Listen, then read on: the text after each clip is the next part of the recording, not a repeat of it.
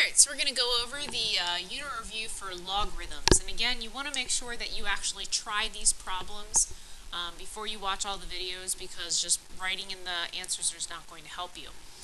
So for the first one, you want to use the definition. So if you have log of base b x equals y, then if I rewrite that in exponential, I would have base b to the y power equals x. So if I have the original log form, then I'm going to take my base here, which is 10, raise it to the negative second power, and that's going to be equal to 1 over 100.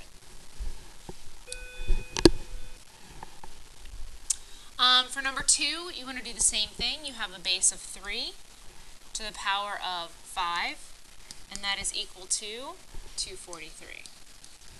And again, you're just rewriting these exponentially. ln is actually the log base e of 1. So therefore, e to the 0 power equals 1. Finally, over here, you have 8 as a base, so 8 to the power of 2/3 is equal to 4. All right, moving on, we're going to rewrite each exponential equation in logarithmic form. So now we're going to work backwards. We're going to take this form here, and we're going to work backwards to the log form. Okay? So I'm going to start with log. Now, if I have that b, notice that b is the base number here as well. So that's log of base 36 of, notice that the number that goes here is going to be what's on the other side of the equal sign. So that's 216, and that's equal to the exponent, which is 3 over 2. Same pattern over here, except for you'll notice that this is a natural base e. So if I were to write this as log base e of 20.1 equals 3, then how can I rewrite log base e? I can rewrite that as ln of 20.1 equals 3, because log base e is ln. Same thing over here. Do I really even need to write the log base e? No. I can just write the ln of this is equal to -1. And finally over here, I can do the same thing. Log, my base is 1/9 of 80, the number that goes here is your x, which is 81, is equal to -2. Alright, when I want to evaluate, there's several ways you can evaluate. You can use your properties of logarithms, or you can rewrite them using your base conversion. So for number 9, you could write log of 8 over log of 8. However, we know that 8 and the 8, that property cancels, and I'm just left with 1. Same thing if I divide something by itself, it's equal to 1. Over here, I could rewrite 225 as log base 15 of 15 squared. Or I could use my change of base, and that's just equal to 2. Alright, for number 11, we could again rewrite this as log base 2 of 2 to the 5th power, and the log of 2 and 2 will cancel, I'm left with 5. Or you can do change of base, which would be log of 32, just to check your answer, over log 2. Over here, doing the same thing, I would get log of 1/64 over log 8, or, oops, too many g's, sorry about that, and that would give me, for number 12, -2, or I could just rewrite log base 8 of 8 to the -2nd power, and because 8 to the -2nd is 1 over 64. For number 13, you can do the same thing. You should get 3. You could rewrite this as log base 27 of 27 to the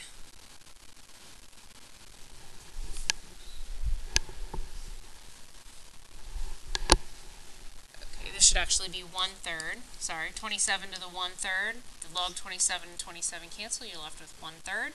You could also say log of 3 over log of 27 and check it that way. Same thing over here. Log base 4 of 8. You can rewrite this as log of 8 over log of 4. and you are left with 1.5 or 3 over 2. Number 15, log of 100, you can just evaluate that in your calculator. There's no change of base necessary. And over here, log of 1/3 over log of 9 would give you negative 0.5. Alright, for numbers 17, 18, and 19, you're just simply plugging these in and rounding. So for number 17, if you plug it in, you get 8.318. For number 18, you get 1.146. And for number 19, you get 11.572. Okay, let's move on. Alright, for all of these, we need to graph and state the properties. Alright, so we can't put a logarithm with a different base other than 10 in the graphing calculator. So therefore, I have to use change of base to rewrite this. So I'm going to rewrite this as y equals log of the quantity x minus 2 over log of 3. And that's how I'm going to enter that in my calculator. So I'm going to go to y equals, I'm going to do log of x minus 2 divided by the log of 3. Okay, I can go ahead and look at the graph if I want to. You might want to do zoom 6 to look at the graph. And remember that your logarithm, it doesn't end there. It does keep going, but remember that's where my asymptote is. So I know my asymptote is going to be at x equals 2. So I'm going to go ahead and put that in my graph, just so I don't forget that that's where my wrong button. So I don't forget that's where my asymptote is. So here's my asymptote right here, and that is the equation x equals 2. So I'm going to write that here. Domain of the logarithmic function is going to be determined by the asymptote. Your range is always going to be all real numbers, which is from negative infinity to infinity. Let's go back to my calculator. I can go ahead and hit second graph. Is this ever going to hit the y-axis? No, it's not, so therefore it's going to be none.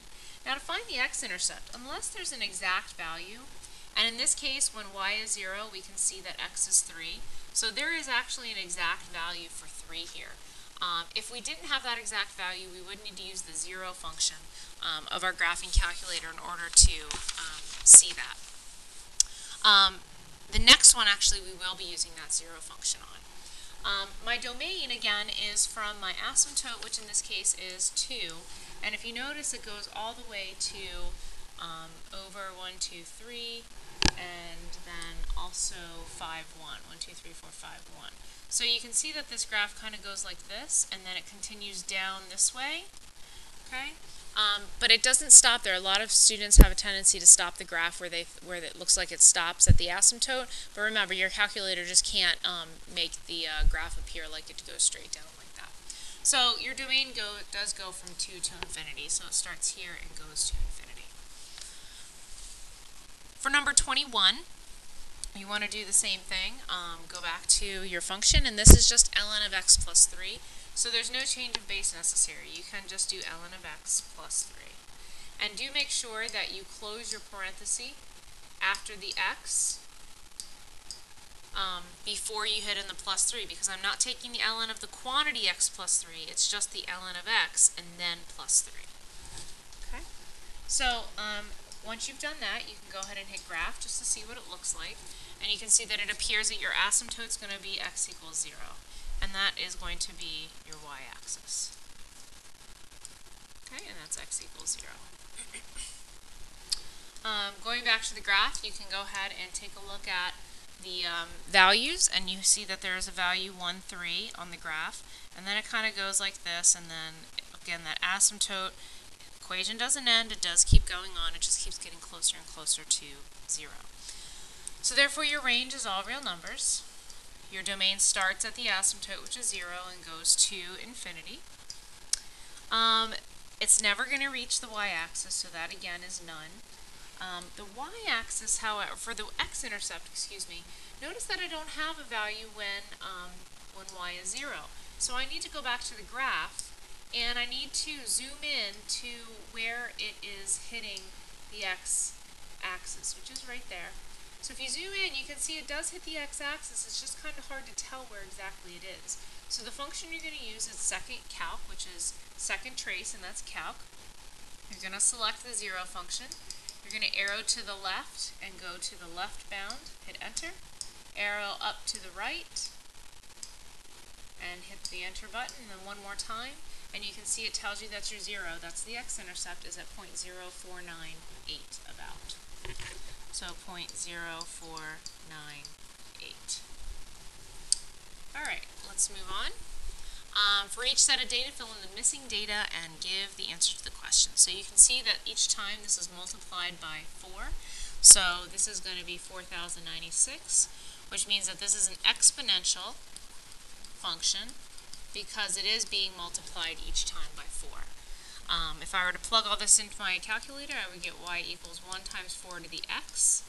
And inputting 8 in for x, I would get 65,536. For the next function, these are increasing by 1, and these are increasing by 5 each time. That means that the first difference is constant, and the value at 6 is 40. That means this is a linear model. And my equation, putting in to my calculator and doing a lin reg function would give me y equals 5x plus 10. Plugging in 10 for x, 5 times 10 is 50, 50 plus 10 is 60.